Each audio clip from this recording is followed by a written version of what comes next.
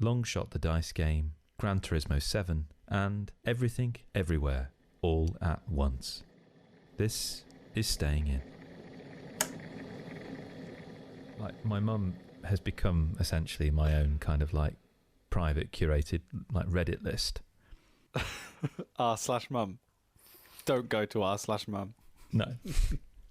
That will just send like post things just randomly. Like, you know, there's a mansion in the area and I don't know what my opinion is, say for example, of that, or she sent a lovely picture of a flower in her garden. I just love it. It's just wonderful. You just never know what you're going to get. It's this wonderful lucky dip. And literally about 10 minutes ago, I got sent an article from the Telegraph, and it's in where I grew up, Worcestershire. I grew up with just the headline. The headline on its own just induces some kind of anxiety in me.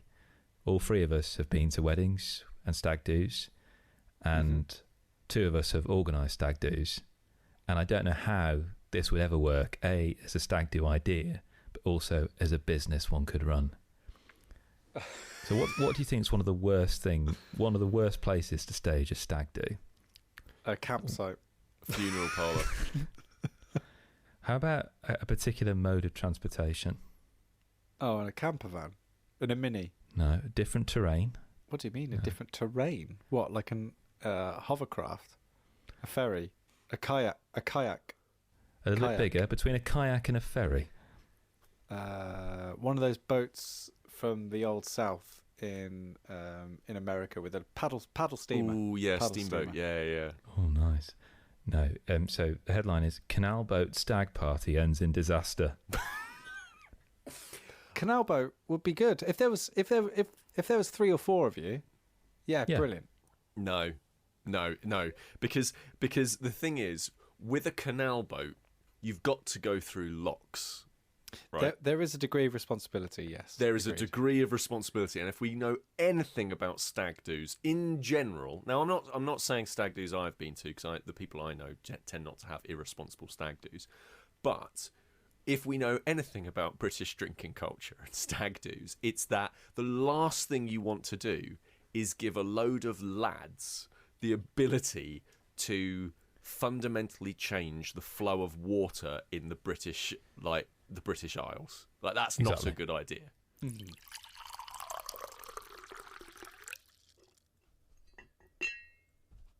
What do you do when you read audiobooks? Do you always play games? I play video games or I do chores. So, my father-in-law also reads audiobooks, but he doesn't do anything whilst he reads them. You just sit in a chair. And so he just sits in the chair and reads them. But to make matters even more confusing, he's now got these fancy pants Bluetooth hearing aids. So he can do like loads of remarkable things, like, you know, control like different frequency levels depending on the room he's in to help him like pick up on conversations. That's cool. But sometimes you'll walk into the house and you'll just be sitting on a chair, head in hands, looking like the world's about to like crush in on him. Yeah. Just in complete silence, not really speaking or responding to anyone. Right. And then he'd be like, "Kevin, are you okay? all right? Are you all right?" And he'd be like, "Oh, I was just reading my book." Oh, I was just I was just reading about those Queer Eye lot, the autobiography of that Queer Eye lot. They had a really tough time. And over Christmas, it was just like you just look over at him and just be like head in hands, just sitting there, just like that statue, just reading. Sam, didn't you tell me a story about like in the middle of the night? Yeah, once. Once my in-laws were in bed and my mother-in-law turned to my father-in-law and he was sat bolt upright in bed with his glasses on and the lamp on, and she asked him, "What on earth are you doing?" And he went, "I'm reading." He was just listening to his audio. These are my reading glasses. Of course they are. Yeah, of course they are. Oh, that's incredible. Anyway, the only thing he's removed from the original experience of reading is the act of reading. Is the everything else around it. Actual reading. Anyway, so Three Musketeers. So finished Three Musketeers. I finished that up. I finished Virginia Woolf's, a big collection of Virginia Woolf works as well. Finished up a bunch more Woodhouse. and I'm now on to Cold Comfort Farm by Stella Gibbons. I don't know if you've heard of this one before. It's recommended. It's recommended in a lot of lists for sort of like, it's difficult. I find it's really difficult to find humor books. It's always, all the recommendation lists are always read Pratchett, read Hitchhikers, read Red Dwarf, Ben Elton, maybe a bit of Ben Elton, yeah. But so that was one that I didn't really recognise, and I thought, actually, yeah, I'll give that a go, and it's really good. And the reason that I am putting I'm just putting to bed so many books is because I've picked up Gran Turismo 7. Oh, the perfect audiobook / podcast video game. Yeah, it is. Oh boy, I don't often get to talk about like modern video games, but let me tell you, Gran Turismo 7 is my jam. Like, I love racing. Like, I've talked about this before, but I absolutely love racing games. Love racing games of all stripes and kinds. Like simulation games to some degree. And racing simulation games I find are really good fun when I've got the right sort of like setup and stuff like that. Like, I find racing with a keyboard awful. So I didn't really play many of the sort of like PC-based simulation races, which is where most of them are, to be perfectly fair with you. But I really love things like Wreckfest, played GT Sport, I've basically played every single, most of the Gran Turismos, I would say, by this point. Love Wipeout, all that sort of stuff. And picked up Gran Turismo 7, and I'd heard a load of bad stuff about it. And I didn't pick it up in the first couple of weeks because of all the bad stuff. There was a lot of bad monetization stuff. Yeah, there was. Surrounding it. There was. And I've not run into any of that. Now, that might be because they supposedly have gone fairly, like, pretty much back on it, as in they've actually, like, they've made it easier to earn money, which I think was the main sort of, like, criticism of the audience who wanted to play that game. So basically, the core thing with the monetization, it's a simulation racing, it's a racing game. There you go. That's the core thing that you need to know. It's a fairly realistic one.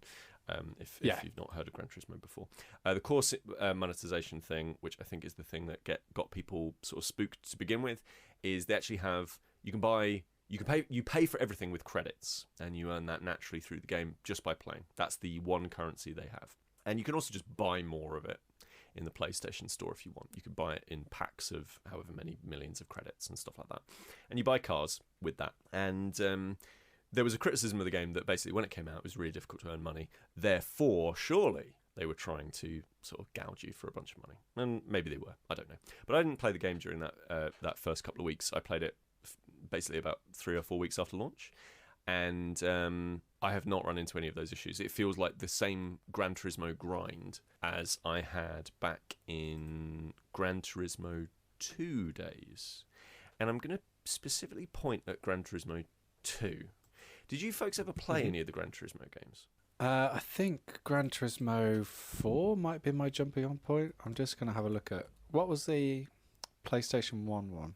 There was Gran Turismo 1 and Gran Turismo 2 on PlayStation 1. I mean, I played them primarily on...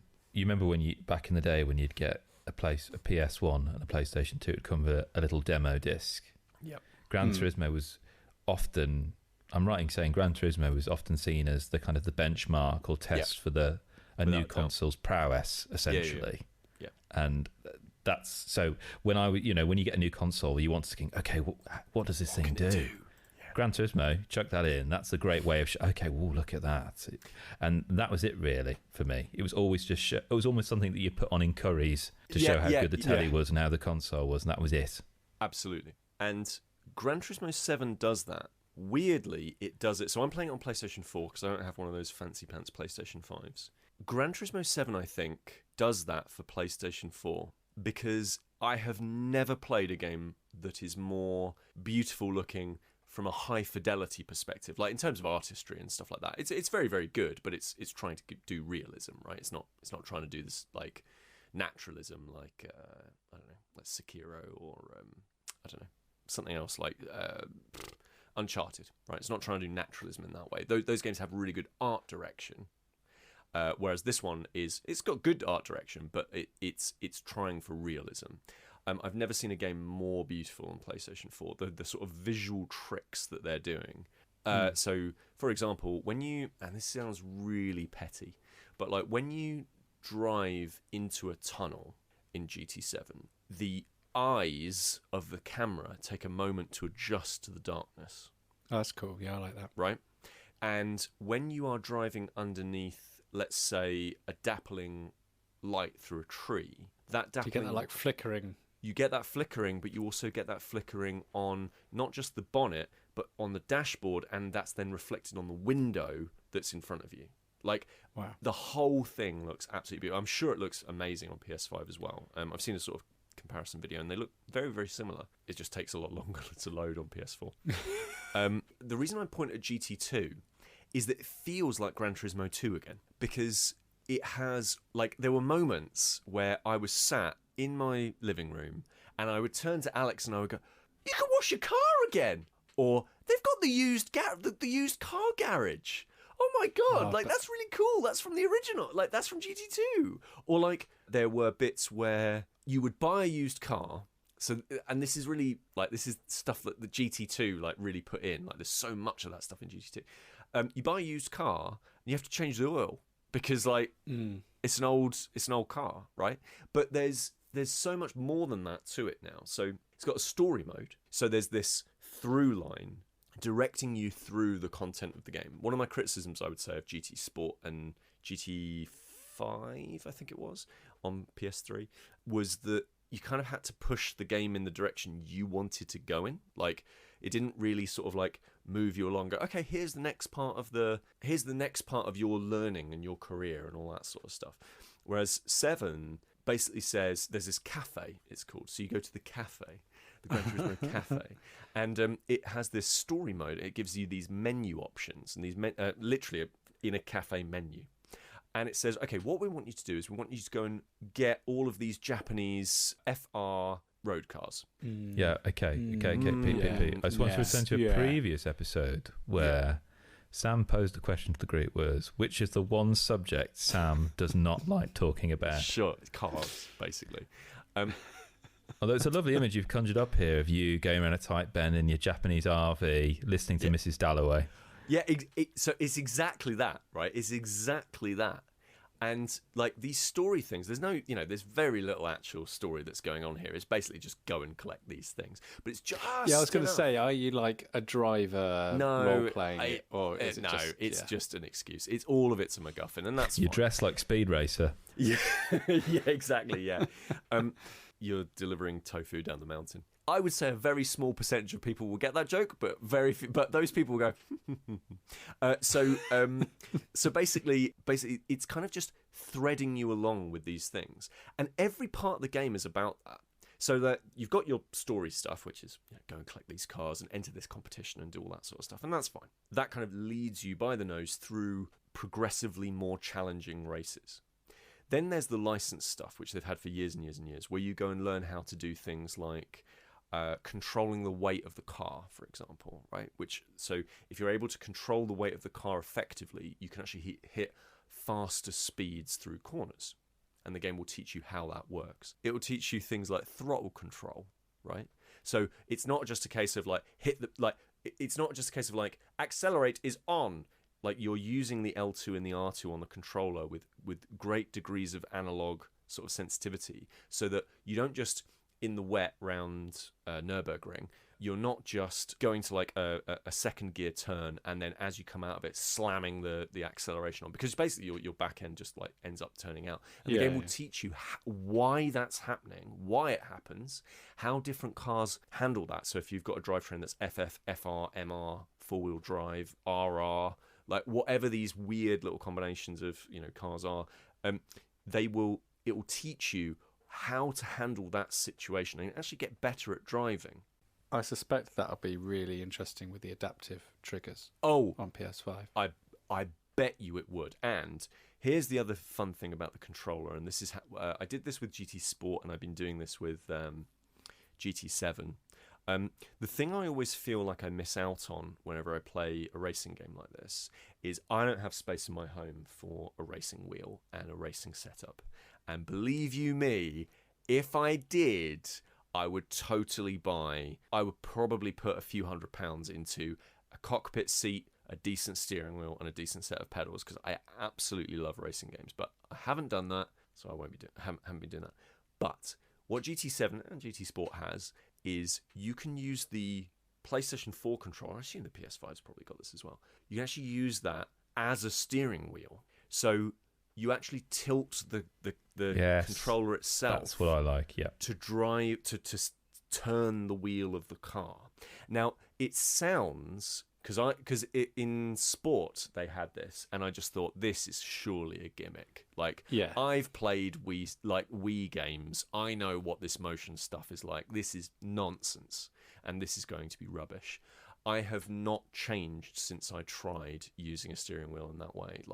And GT7, it is now even better. So I am driving and I feel like I am actually turning the steering wheel, not in a weird Wii playing Mario Kart. It kind of doesn't really work out all that well. Genuinely feels like I am steering the car, which is really, really amazing to actually, and I don't feel like I'm losing out on any of that fidelity because I've got the L2 and the R2 with those analogs, and I've got that analog steering ability. Rather than just hold left or hold right, I'm actually being really careful about what the angle I'm actually turning things at. So you got all this stuff: story mode, getting your licenses, learning about how the thing works, missions, which is where you end up with things like you're driving this really slow car. You need to overtake all these other very slow cars at 25 miles an hour around a speedway, right? How do you do that? How do you overtake things in cars that are just not built to be able to do this? And it's almost like a racing puzzle. How do you overtake on the Japanese Tokyo highway track when basically the width of the road is your car and their car sat together, and that's it? How do you overtake like that without clipping the wall or clipping your opponent? And you learn about how these different racing types actually feel to drive. So when I'm racing in a Ford F-150, when I'm racing in that, I feel like I'm king of the road. I feel like I've got a huge vantage point because I race from within the cockpit. And by the way, all these cockpits are immaculately detailed and everything looks amazing. Obviously it looks incredible because Kazunori Yamauchi, who runs the thing, is a maniac. In terms of the level of detail is bonkers, right? But when I'm driving an F-150, I feel I know now why people like to drive F-150s. You feel like you're a king. You've got super high advantage. You're able to see loads of stuff, and you feel really safe in this F-150. When I'm driving a Formula One car, because it runs the gamut of you can drive a Samba bus, a VW Samba bus, all the way up to a modern Formula One racing car. When I'm driving a Formula One racing car, if I'm whipping around Laguna Seca, for example, I am understanding that essentially what I'm driving is a jet engine. I'm driving a jet plane that has wheels. The ability for me to turn and brake on a dime is so different, and every car feels like this. Every single car feels totally different. So I actually purchased Alex's car in the game. So I purchased a Polo, and I went driving in it, and she said, "Oh yeah, this is a Polo. This is this Polo. That's what the dashboard. Everything looks the same. Yeah, it is a bit. It does feel like this to drive. It does feel slightly sensitive when you go around corners. That's really weird. And of course." They've also, one of the things that they've improved upon, and again, they've gone back to, I would say, so GT Sport, basically, essentially the upgrade path was sort of linear, whereas with 7, there's loads of different stuff that you can completely change and tweak and tune every single part of the car, including things like gear ratio lengths. Do you want to be in second gear for longer? I don't know, maybe you do. But you can do all of this sort of stuff. We put regular driving wheels with a stock Polo and whipped it round Brands Hatch, right? That is basically taking my partner's car round Brands Hatch, and it is it's fantasy fulfillment. Is it? Yeah. When have you sat down and just gone, I just want to take my partner's Polo around Brands Hatch? So I don't have a driver's license, right? I can't. You have everything but. I have everything but the driver. Right, exactly. You can barely run, so exactly. you're not driving. Absolutely, right? I wouldn't know how to start the car, let alone whip it around Spa-Francorchamps in a few minutes. But basically, there is a fantasy fulfillment there of these are real-world cars that you could access. Like, you could access these cars. Like, they're just...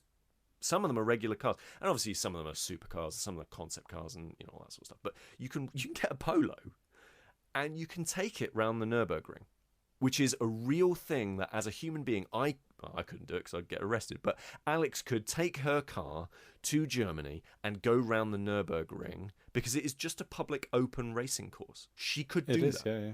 right? And it's just that there's that fantasy fulfillment of like I could drive this car, I could do this stuff. And as I say, it joins this increasingly large repertoire for me of games that are audiobook games. They are things that I put on an audiobook and I'm listening to that in the background. And it's keeping that part of my brain entertained while I'm trying to figure out racing apexes when I'm going around Autumn Ring, or trying to put in hard lap times into Monza.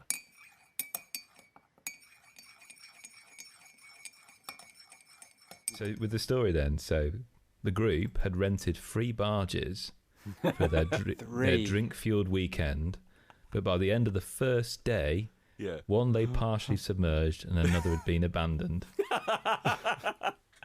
Oh, dear. I mean... Just leave it. No, leave it. Just leave it. Everyone on this one. Do you think anybody will notice? No. We only took 2. Not 3. No. The stag party had hired the barges from local rent company ABC Boat Hire. ABC? It's supposed to be easy then, isn't it, really? But only a few hours after taking to the water, they had managed to crash into another boat. The group carried on down the waterway, but when they tried to navigate their way through a lock, as Pete alluded to, disaster struck and one of the boats became stuck. By the time rescue teams and volunteers from the River Canal Rescue arrived, the vessel was partially submerged. As a result of the blockage, the water levels in the canal rose and a number of nearby roads were flooded. Oh my God. After getting the boat stuck, the stag party decided to abandon the second vessel as well and all clambered aboard the 3rd barge. Oh, good, yeah. What, to continue drinking and partying, I imagine? Yeah, but can you imagine, like, they've hired 3 boats for a reason because they felt that 1 wasn't enough, 2 wasn't enough. Yeah. So the idea of all of them piling on from a single barge... Yeah. Not a good idea, man. I just the very notion that somebody went, should we hire these out to stag parties? That just seems ludicrous to me. Like just like, hey, this thing that's like actually quite famously like sinkable. like I don't know. I wouldn't trust a stag party with. All right, here we go. Here's the game. What is the maximum level of responsibility you would trust your average British stag party with, right? So obviously, like, Fabergé egg is right on the end of, like, you would not trust a stag party with transporting a Fabergé egg all the way down to having a nice time. You probably trust them to do that. What's the absolute line in which you'd start to go... Anything with thrashing machinery? Threshing machine. What? Threshing. I'll tell you what we're going to do this weekend, lads. Lathing. Oh, mad bants. Yeah, I mean, silversmiths. Anything with any level of unsupervised machinery, right? So quad biking is right on the edge. There's a supervisor there who, if somebody hurts themselves, they'll at least be attended to in fairly short order, right? But like, you wouldn't let them take the quad bikes out unsupervised because you'd be like, well, this is clearly ending up in the same place that the barge is, right? That thing where, I'm an old man now, because when Chris was reading that story, I had a quick thought in my head of, this is why insurance premiums are so high.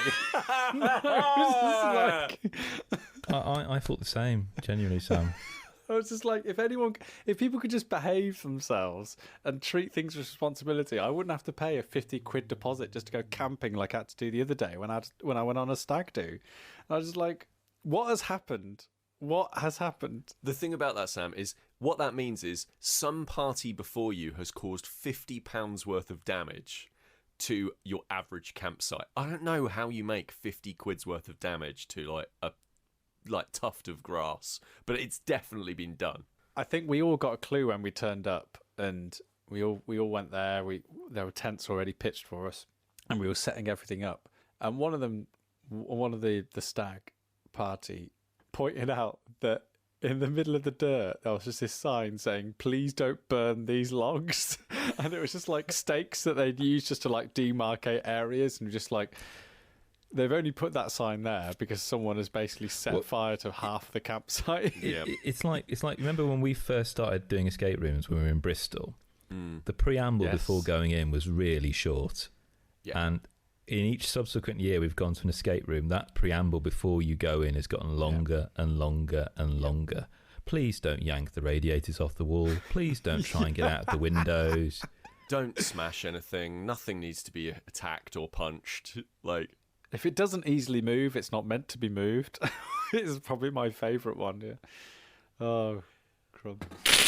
So it's quite an exciting time at the moment. It really is, and Everything Everywhere All at Once is a film that Sam is really keen to see.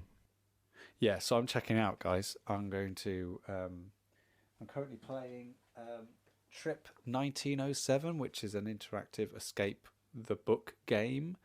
So I'm going to do a few chapters of this while you're talking about this, because I literally don't want anything. All right.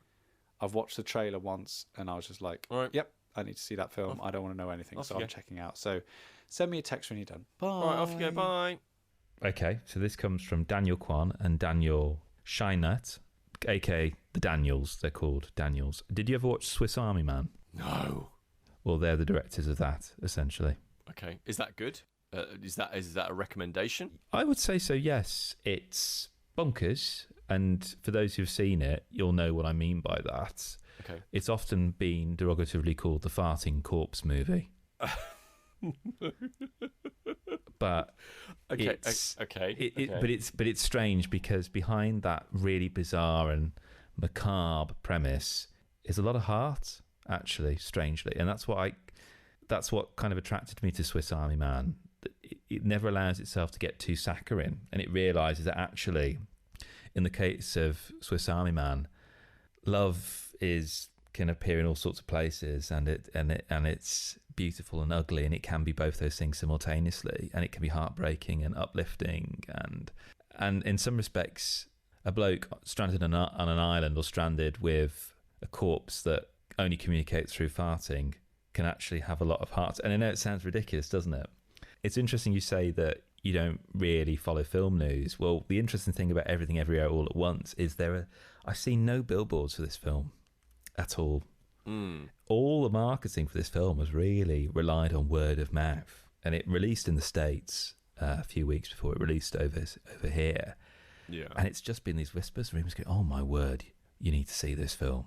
You need to see this film. So Chris, why do I need to see it? Like people keep saying, you need to see this, but nobody is saying anything about it. I'm frustrated. I'll tell you the story. A Chinese-American woman named Evelyn, who's played by the wonderful Michelle Yeoh, is being audited by the Internal Revenue Service.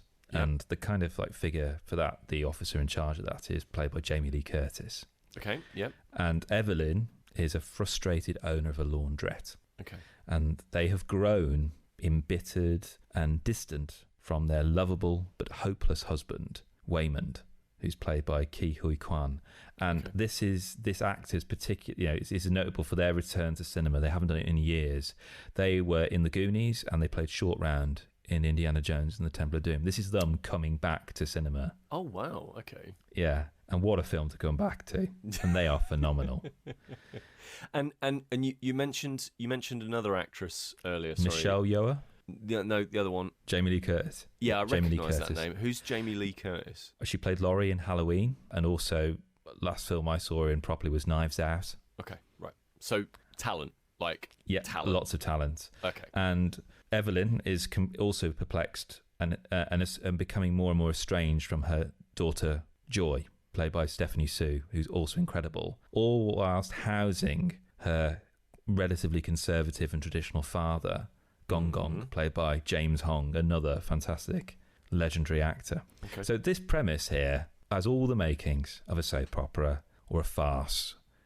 And you can see all the drives of all the characters, all their wants and dreams clearly articulated, and all their frustrations and all their tensions and all these kind of conflicts bubbling there.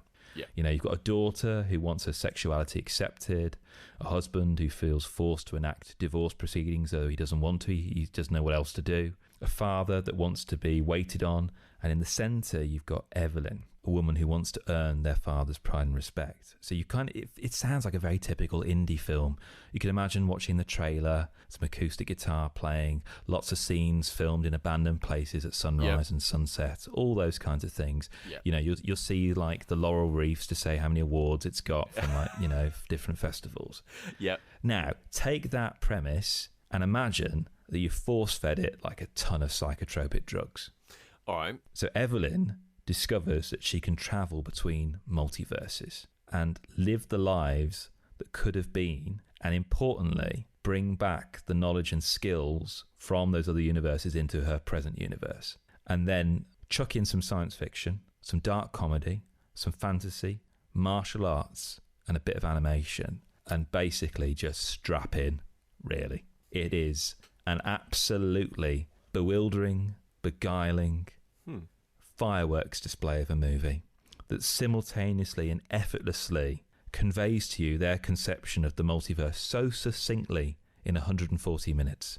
It's amazing Marvel is spending an entire phase 4 trying to do this, whereas in this film, in one film, through clever use of cinematography and exposition that doesn't clog up the story, you just get it and you just go for the ride. And, you know, we in some respects decried the fact that Doctor Strange in the Multiverse of Madness didn't feel that mad. This is mad. This is bonkers. But so, okay, that does actually sound really quite interesting. Why is it bonkers? What does because obviously some of the stuff that you're talking about there, that does sound kind of off kilter.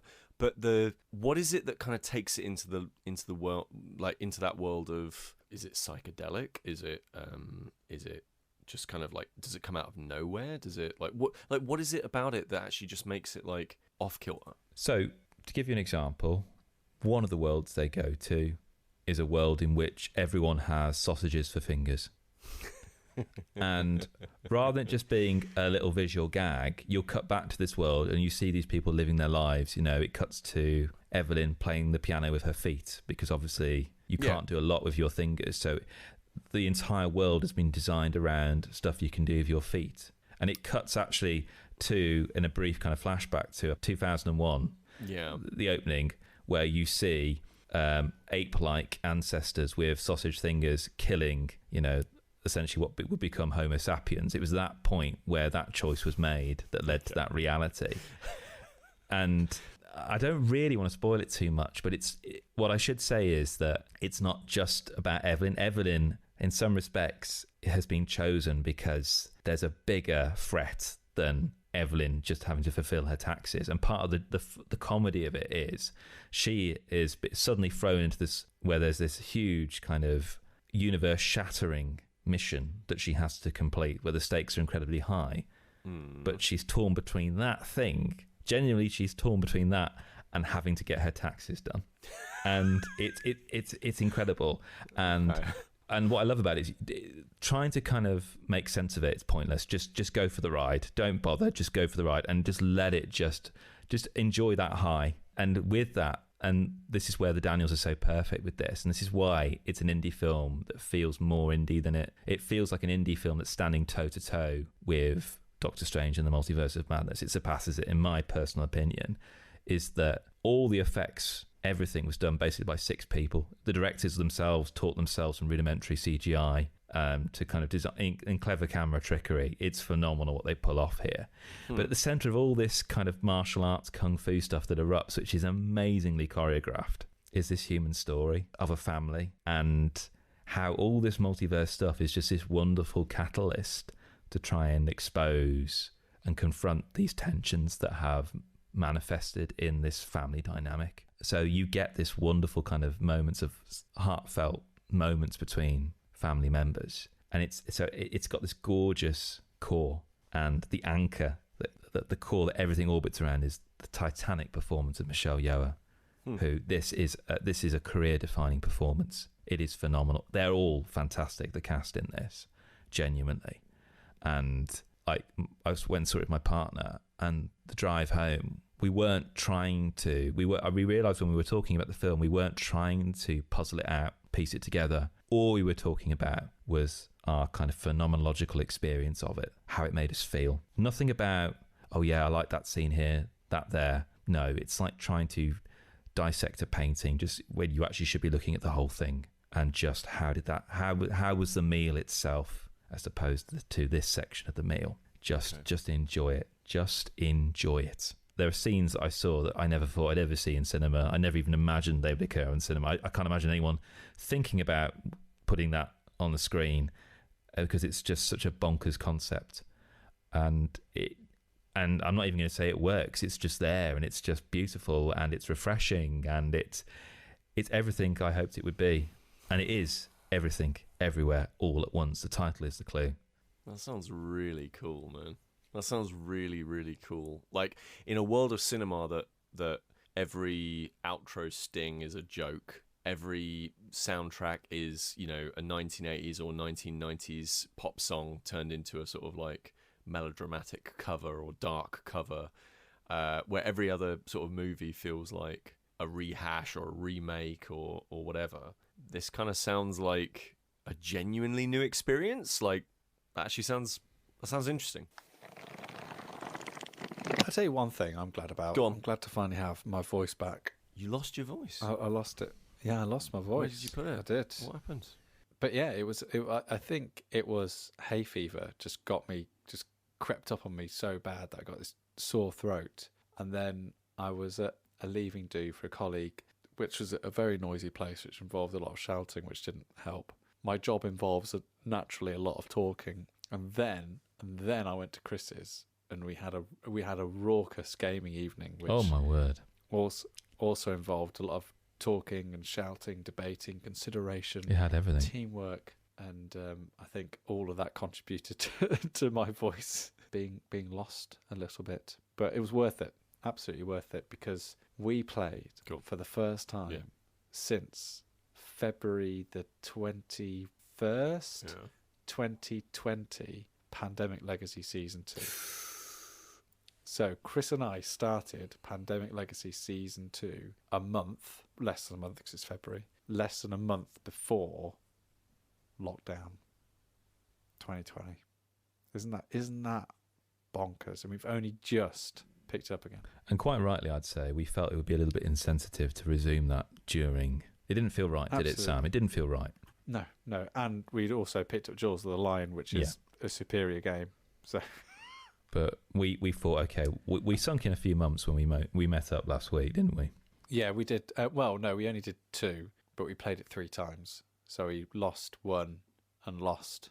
If you're familiar with how the pandemic legacy works, then you'll know what we're talking about. But yeah, it was great to get back into that narrative, remember actually what's going on, and kind of what that season is doing, which I find really interesting, is how explorative it is and how much it feels like we are exploring a new world. And I think what I love about the Pandemic Legacy series and what it does really well, both the games that we've played, is how those emerging narratives come up out of the game. Like already we've only played it 4 times, and places like Lagos and Jacksonville are getting absolutely hammered by the plague.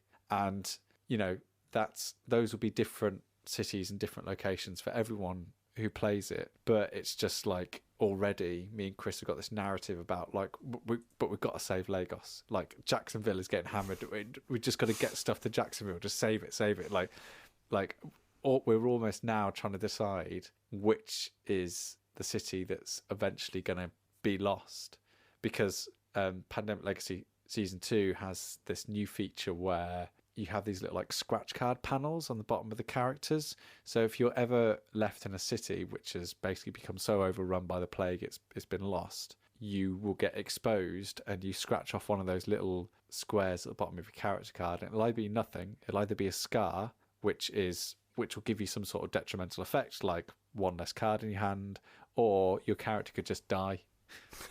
And like that would be it. Which, Chris, reminds me, that's why we shouldn't be pumping all of the good skills into just one character. Yeah, Russell Hobbs has become our MVP at the moment, and I'm worried we're putting a lot on Russell. Sorry, wait. Do you mean the creator of the kettle, or the manufacturer? Just name of our character, one of our characters. Great grandson. Yeah, that's what I thought. But yeah, it was a delight, and we also played Marvel Remix, and this is a game which is based on Fantasy Realms. Well, it is Fantasy Realms, but it's just now Marvel. So instead of a fantasy theme where you're wizards and knights and all that kind of fantasy stuff, now it's Marvel where you are Spider-Man and Hulk and Doctor Strange and whatsoever. Okay. And Marvel Remix is, I'm tempted to bring it down for when we get together, Pete, because I think you, for one, might really enjoy it as much as I do, because it essentially gamifies card drafting. That's it. Like it just turns card drafting into a game. And what I mean by card drafting is something you would essentially do as like a throwaway mechanic in a game where you would be effectively trying to create the best hand of cards in order to play a game with. So, for example, people do it a lot with Magic the Gathering, where they'll open up a lot of random booster packs and then pass around the cards, taking a card each time from the stock to try and create like the best deck of cards that they can in that moment to then play the game with. Sure. Same with things like Sushi Go, passing the cards around, trying to create sort of take the best things at the best time. Marvel Remix / Fantasy Realms is there's no card passing as such, but there's a central sort of discard area. So on every turn, you either pick up a card from the deck or you pick up a card from the discard pile. Right. Whenever you discard, it goes into a central thing. But all you're doing is trying to create the perfect hand of 8 cards. And how you define perfect is that you're just trying to create the best elements of synergy between the cards that you've got. So, for example, someone like, just taking an example off the top of my head, like Thor scores +6 points if you've also got Mjolnir in your hand, or if you've got Asgard as a location in your hand, he will score more points. Yep, okay. If you've got those things in it. And then, another card will score more points if you've got pairs of a certain symbol in your hand. And there are other things like villains who will appear in your deck, and they will give you minus points unless you meet certain criteria. Like one was like -3 points for every hero that you've got in your deck. So you've got to think really carefully about, right, I want to get these heroes out, so I'm not getting lots of minus points, but I want to keep some of the heroes in because they're creating little bonus energies and synergies with everything else that's going on. And it's like there is just a simplicity about taking a gaming mechanic that most of us will be familiar with and just saying, that's the game. Like, just try and make the best hand of cards. And I really liked that reduction, that very sort of stripped back approach to a game design. And Fantasy Realms does really, really well. Like, it's getting a massive big anniversary edition soon. Like, it's, lots of people really like it. I'm not a big fan of that fantasy genre. So for me, Marvel Remix is a perfect sort of entry to it. The art that they use for the cards is exceptionally good. Like, they've picked a really strong sort of Marvel stock to get the images for it. And I just really like it because there's something which is and this is the reason why I think you'll like it, Pete, is there's something innately interesting about being handed a deck of cards and immediately being able to go, right, let's look and see what we've got. What can we do with this? Yep.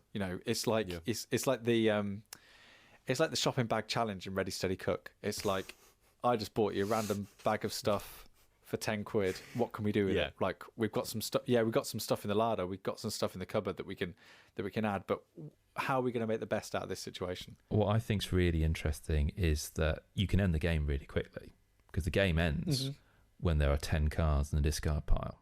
So there are moments where I'm thinking, okay, I could end this now, but do I feel, looking at Sam, trying to read Sam, has Sam got what he wants, or is he waiting on that one card that will prevent him from losing loads of points because of that villain that's in his hand?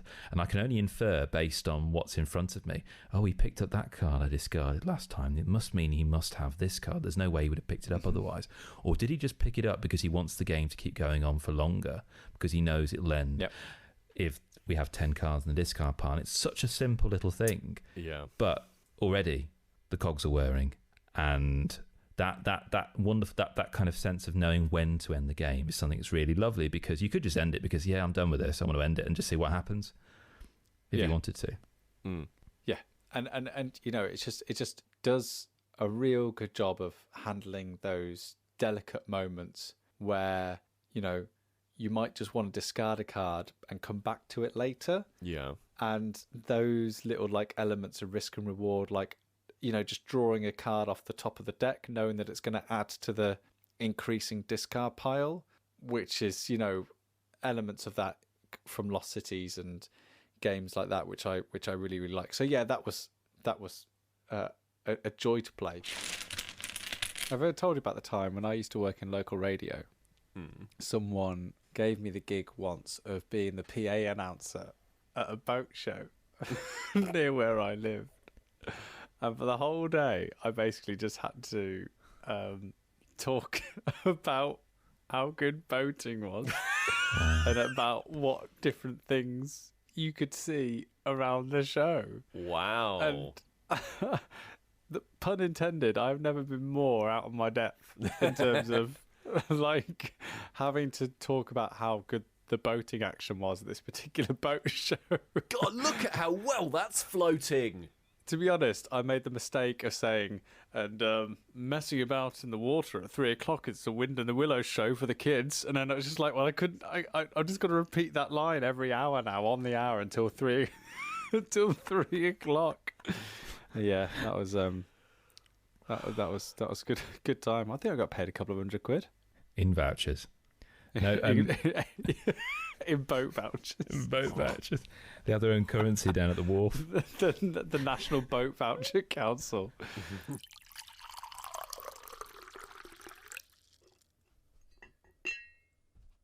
I've been looking for a copy of Long Shot, the dice game, for a while. I think it was kickstarted, and so it's very, very difficult to get hold of a retail copy. Okay. You can only back order through the website direct, and I just never thought I'd get a copy, you know, until later on this year.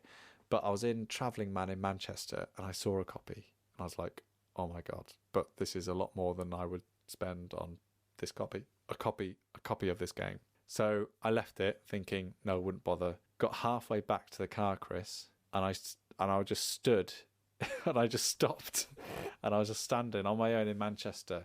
And then I just gave myself a little minute and just thought, no, I'm going back. I'm going back. I deserve this. I'm going back. So I was on because my car was on a like a timer thing, like a meter, specific car a meter.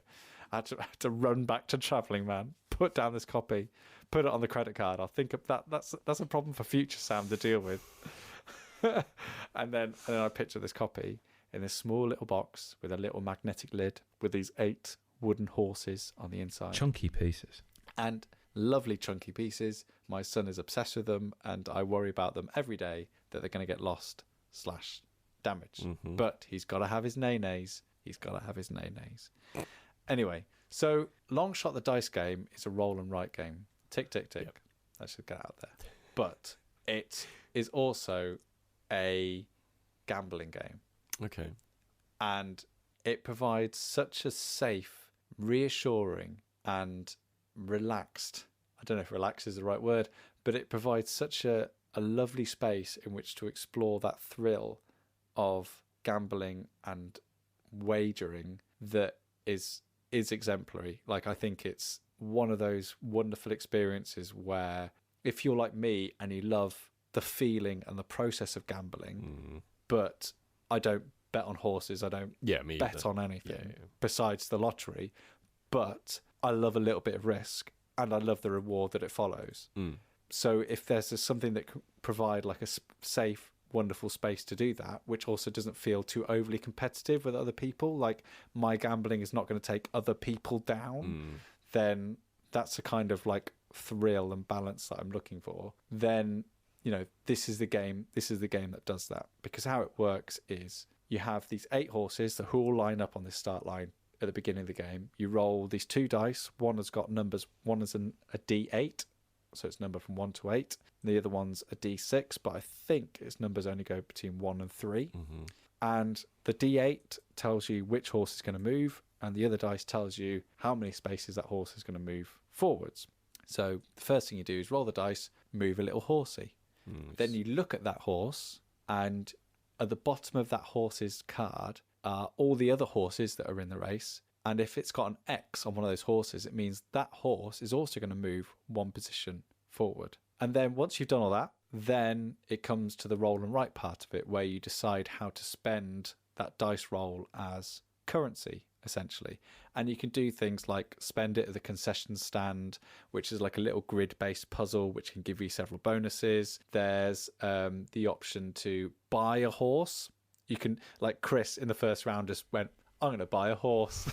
Like, spend all the money he got from the start of the game just buying a horse. He literally just left the start line. I thought, I like the look of that It's one. like, I'm having that. I like the look of I'm that having one. that. Buy it. You can do things like buy the jacket of the horse that's racing, and that allows you to essentially put an X on the bottom of another horse's card. So essentially you're able to move other horses that you might have money on as part of that secondary movement more effectively as the race goes on.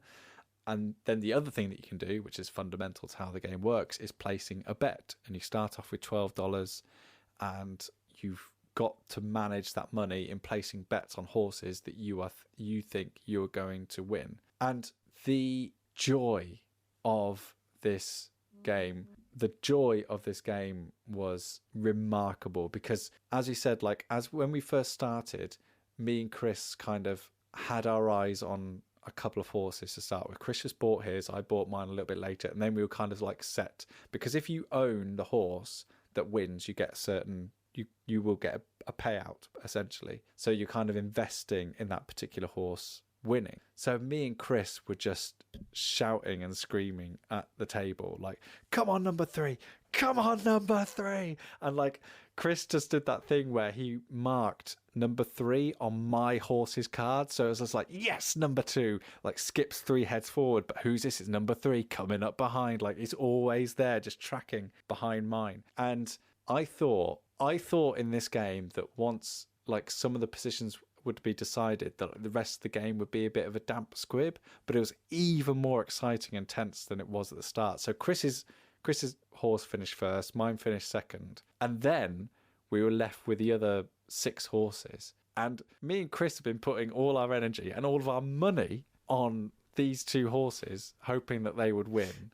Yeah. So we hadn't placed a single bet on the other 6 horses, and then we're just like looking at the field, going, "Oh my god! Like who do we think?" And then suddenly it became like we were just, you know, either doing lots of spread betting, like putting little bits of money on everyone, or like throwing our money into another horse and being like, "Come on, number 8! Come on, number 8!" Just Because that is the thing, isn't it? Like one of the things I remember having family holidays in Winchelsea, and the one thing I always liked about it was going to the arcade in Winchelsea, and they had one of these little, you used to put 10p pieces in, and then a horse race would begin. That's it, yeah. Right, and it would like be this mechanical. It wasn't even a video game; it was like a mechanical game, right? And the horses, you put it in, and you'd bet on the 2 to 1. You know, they would most likely win. And there is something, and I think this is a very difficult thing to kind of broach, but I think that I don't gamble. Like, I've just never seen the appeal of it, right? Like, and some people enjoy it, whatever. If you've got the money to do it, whatever. But like, I don't enjoy losing money on a system I know is rigged against me. Like that's ultimately what I don't like about gambling. However, there is a real thrill in everything else related to gambling, right? Like, it's why when I open a packet of trading cards and I look inside, like, it's a blind pack, and I look through it and I go, oh, brilliant, brilliant, brilliant. And then there's that hit. You're waiting for that hit of dopamine of the rare. What rare have I got, right? Oh, so exciting. That hit, that joy of, like, that level of gambling in that situation. There is something really, really appealing about that. And it sounds like it's kind of the same here. Like, it's like, hey, here's the enjoyable parts of that, except you've paid for it once. And you won't keep paying for it. And I think, because I'm not a big fan of gambling games either, what I love about Longshot is the fact that when you start the game, you have nothing. It's not like, oh, I've got number 4. What can number 4 do? Okay, right. Well, pressure's on me to make sure this thing crosses the finish line. We could have waited until like the last moments of the game. There's a point in the game, Pete, where unless you've crossed this thing off on your board, once the horse passes this line, you cannot bet on it. Okay. But we could wait until we get to that moment just before that line and then place our first bet if we wanted to, and then decide to buy horses.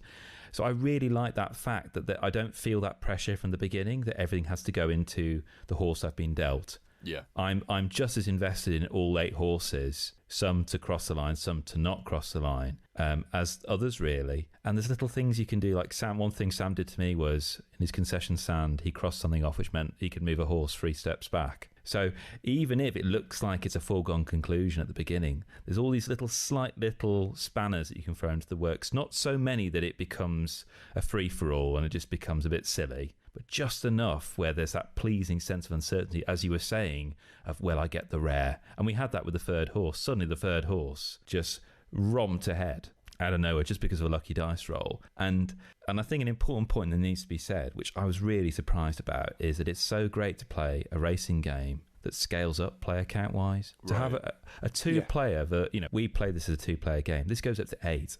And I've not obviously played it 8-player, but I had just as much fun in a 2-player experience playing a racing game as I probably would with 8. That says something, really. Because I love Flamme Rouge. It's the racing game I own. I love it to pieces. But I don't think that is an enjoyable game to play 2-player. That's where you want a lot of people around with all the cyclists, and you want to see that on the table.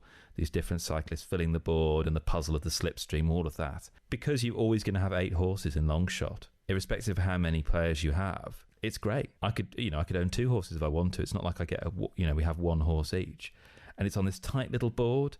And it just does all the things I love about a roll and write game, and does all the things I love about a racing and auction game. It's a perfect package. Yeah, and it just, like, I did worry that it wouldn't be able to hold or be enough to create those narratives that make for such a great sporting spectacle either. Like, it does some really nice things with. So that secondary follow-on mechanic is important because that handles basically the odds of certain horses winning. So certain horses like 1 and 2 have been crossed out on a lot of all the other cards. Right. So they're basically going to be moving a lot of the times. But if they win, you don't get as much of a return from them winning. Whereas the horses at the higher end, so like 7 and 8, are not crossed out on any cards. So putting a bet on them is a higher risk because they never really get that secondary movement, or it takes a lot more effort to get that secondary movement because you have to do it through the process of manually attributing it thanks to a dice roll. Right. So what that means is the game is always set up for those narratives of the outsider, the never had won, or for the the champion jockey to win again. And like, it's one of those games where I'm tempted, and I'm, I might be able to remember off the top of my head who won ours, Chris, but I'm tempted to, like, actually, when I log it on ScorePal, to note who the horse was, who owned it, because I'd love to, like, my favourite thing of watching the National Lottery was always, oh, there's number 7, always comes out on a Tuesday, never on a Wednesday, and it's his 15th showing. Right. this Yeah, year, yeah, and just yeah. like all those stats where it's just like but Yeah. number 8 never wins. Number The 8's stuff never that is won. clearly nonsense, but Yes. there's a story behind it where you're like, Yes. but is it true? No, but Yeah. is it true? And like on mine and Chris's game, when we got to the end of our game, like it looked like, oh yeah, that horse is gonna win. That horse is gonna win. But then number 1 was like coming up from the outside, just out of nowhere, like because the board is so small, and it means that it just takes one dice throw for any other horse to quickly go from like being in last place to like second or third, to then start make you questioning like, but who shall I put a bet on? Like, who am I in this?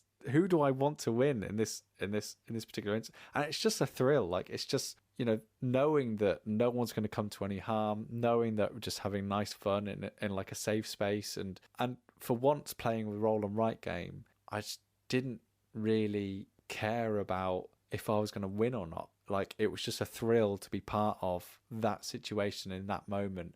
And knowing that everyone around the table was contributing to it in some way was remarkable. It's a very special game. It's very good.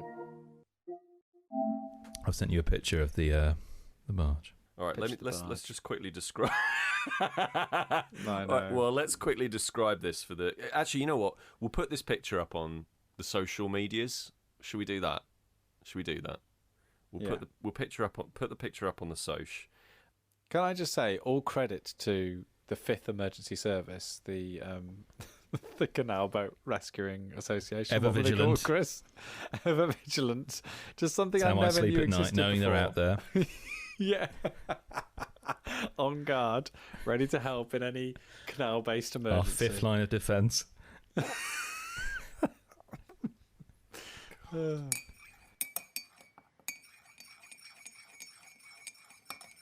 That was another episode of Staying In with Sam Turner, Peter Wellington, and myself, Chris Darby. No Dan, I'm afraid. He's a bit busy, unfortunately, this evening, but hopefully he'll be in the next ep. Thank you very much for listening, and I hope you enjoyed the show. That was a nice one. We had a little bit of everything there. We had some film recommendations, a video game recommendation, and a couple of board game recommendations as well. So a smorgasbord of things to discuss. If you like what you heard, feel free to let us know. Get in touch. At Staying In Pod is the best handle to reach us on, whether that be via Instagram if you're into imagery, Twitter if you're into your tweeting, or Facebook if you're into your, I don't know what happens on Facebook. I haven't had a Facebook account for years, but if that is your thing, at Staying In Pod is the way in which you can contact us, really. And details of all of this are in the show notes for this episode as well. If you've got an audiobook game, for example, I myself would personally be interested to know what that is, because genuinely it's something I have struggled to find myself. The idea of listening to an audiobook whilst sitting down and doing something else is a bit of a struggle. So if there's something there that is open worldy but isn't necessarily story focused, then do let me know. I'd be really interested to know about that. Well, that's enough from me.